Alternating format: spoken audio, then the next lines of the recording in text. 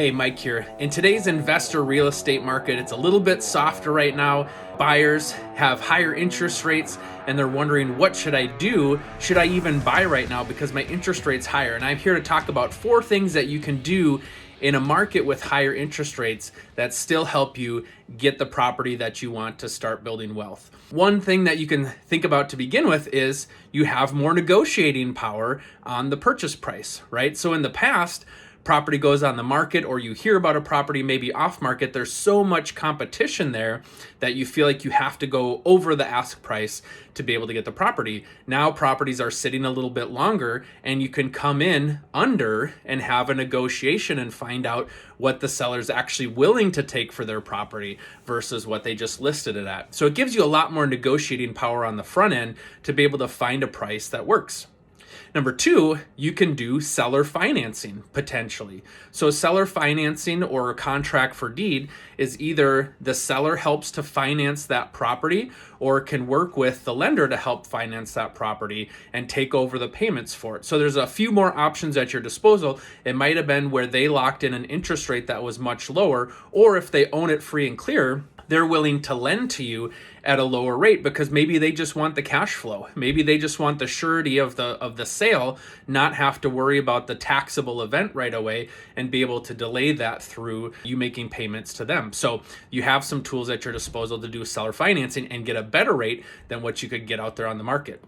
Number 3, you have more leverage in the inspection period. If you think about it, a fishing analogy, if I have my line in the water and I've got a fish on there and there's a school of fish swimming by, I know that if that fish falls off, I can just go get another one. In today's market where it's a little bit softer, there may not be that fish ready to bite on the line right away. And so during the inspection, you have a little bit more negotiating room, whether it's repairs to be made, money coming off of the purchase price, whatever that might look like, you get a little bit more flexibility during that period because they've got you on the line, they want to keep you on the line, and so you get a chance to maybe get something out of it. In the past, when I've negotiated with sellers and me representing the buyer, I come with a list of here's a few things we'd like to have done. A lot of times, a year ago, 18 months ago, they would just say, kick rocks, we're not doing anything to the property.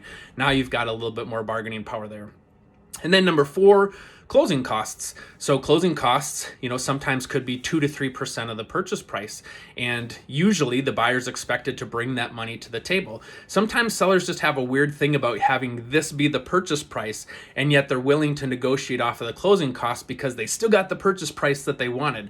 And so really at the end of the day, their net goes down if you negotiate off some closing costs, but it saves you money. But as long as they get their purchase price, some sellers are okay with that. So you do have more bargaining power that way. So even in today's market, I know a lot of investors might want to sit on their hands, might want to wait for the market to improve, might want to wait for rates to go down. And really there's a lot of things that you can do right now to benefit you to get into a good property. And if the cash flow works, long-term down the road, you can always refinance and get a better rate when it does make sense. So if the cash flow makes sense right now for you, go ahead and get into that property and then you can refinance later. So if you have any questions, if you want help, reach out to me. Go to investwithelite.com. That's investwithelite.com and fill out a questionnaire there and we can have a conversation about helping you hit your goals in real estate investing.